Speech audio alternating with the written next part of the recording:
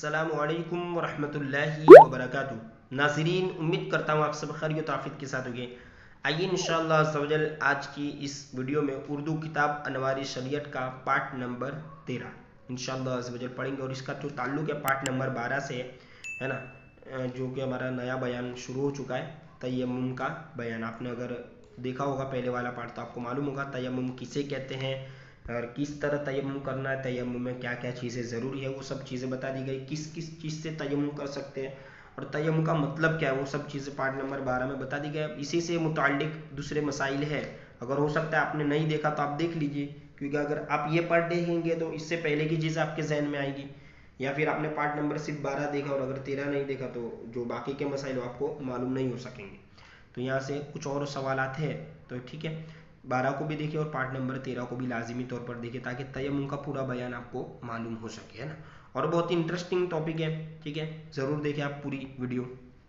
देखिए सवाल, तयम्मुम करना कब जायज़ है, ठीक है। अब इतना सारा तो हमने जान लिया ना, पार्ट नंबर 12 में काफ़ी मसाइल आपको बता दिए गए कि तयम्मुम करने में ये चीज़ें जरूरी है, इसी तरह से होगा। कब करना जायज़ है, ये भी तो जाहिर सी बात है ना, ज़रूरी है। फिर ऐसा ना हो कि भाई मस्जिद में जा रहे हैं लेकिन घर चलो तयम्मुम कर लेता हूँ, पानी है, पानी होने के बाद टाइम नहीं है, इस तरह, ठीक है। बहुत सारी चीज़ों का ध्यान रखना पड़ता है इसमें।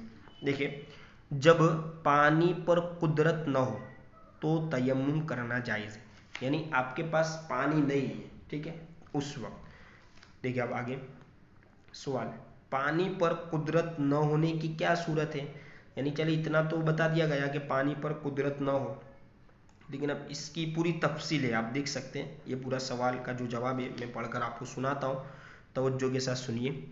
पानी पर कुदरत न होने की ये सूरत है कि ऐसी बीमारी हो कि वज़ू या गुस्ल से उसके ज़्यादा हो जाने का सही अंदेशा हो, या ऐसे मकाम पर मौजूद हो कि वहाँ चारों तरफ, है ना, ठीक है, डेढ़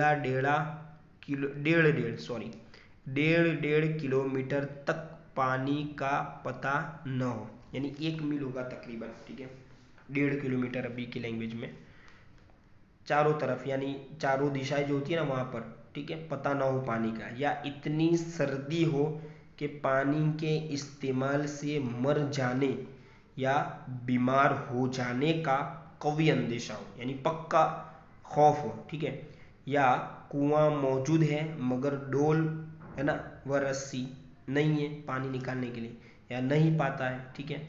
उनके अलावा पानी पर कुदरत न होने की और भी सूरतें हैं, इनके अलावा और भी सूरतें हैं जो बहार शरीयत वगैरह में बड़ी किताबों से मालूम की जा सकती है। इंशाअल्लाह ज़वजल नीयत तो है, अभी अनवार शरीयत किताब इंशाअल्लाह कंप्लीट होगी, इसके बाद है जन्नती ज़ेवर, फिर इंशाअल्लाह ज़वजल बहार शरीयत किताब को भी स्टार्ट किया जाएगा इंशाअल्लाह। देखिए जो बहुत ही ज़ख़ीम किताब है ना। देखिए आगे सवाल, अगर गुस्ल की हाजत हो और ऐसे वक्त में सोकर उठे कि सिर्फ वज़ू करके नमाज पढ़ सकता है तो क्या करें, ये भी एक मसला है। देखिए जवाब क्या है, जिस्म पर, है ना, नजासत, ये नजात होगा, है ना, नजासत होना चाहिए, नजासत लगी हो तो उसे धोकर गुस्ल का तयम्मुम करे और वज़ू करके नमाज पढ़ ले, फिर गुस्ल के बाद नमाज दोबारा पढ़ें, यानी दोहराएं, ठीक है, यानी वक्ती तौर पर आपके लिए जायज़ हो जाएगा, बाकी आपको नमाज वापस से दोहरानी पड़ेगी, ठीक है। इस तरह इसके बाद वाला जो सवाल है वो कि किन चीज़ों से तयम्मुम टूट जाता है, ये भी जानना ज़रूरी है। तयम्मुम कर लिया, पता भी तो होना चाहिए कब जाता है तयम्मुम। जिन चीज़ों से वज़ू टूटता है या गुस्ल वाजिब होता है, ये हमने पार्ट नंबर 9 और पार्ट नंबर 11 में हमने गुस्ल का पढ़ा, पार्ट नंबर 9 में वज़ू का, ठीक है। तो आपको अंदाज़ा ही गया होगा कि जिससे वज़ू टूटता है या फिर गुस्ल वाजिब हो जाता है, उनसे तयम्मुम भी टूट जाता है।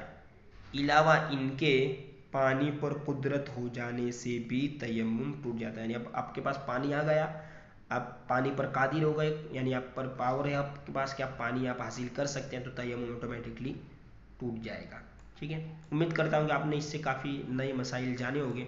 अब इंशाअल्लाह अज़्ज़ व जल पार्ट नंबर 14 में इस इस्तिंजा का बयान इंशाल्लाह ज़रूर पढ़ेंगे ना, ठीक है।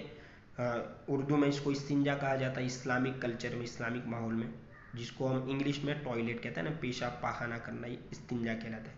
तो ये भी हमें मालूम होना चाहिए इस्तिंजा का बयान, कौन सी नापाकी किस तरह हमें दूर करनी है, या फिर किस तरह इस्तिंजा का तरीका होता है, वो तमाम चीज़ें इंशाल्लाह अज़्ज़ व जल पार्ट नंबर 14 में बताई जाएगी।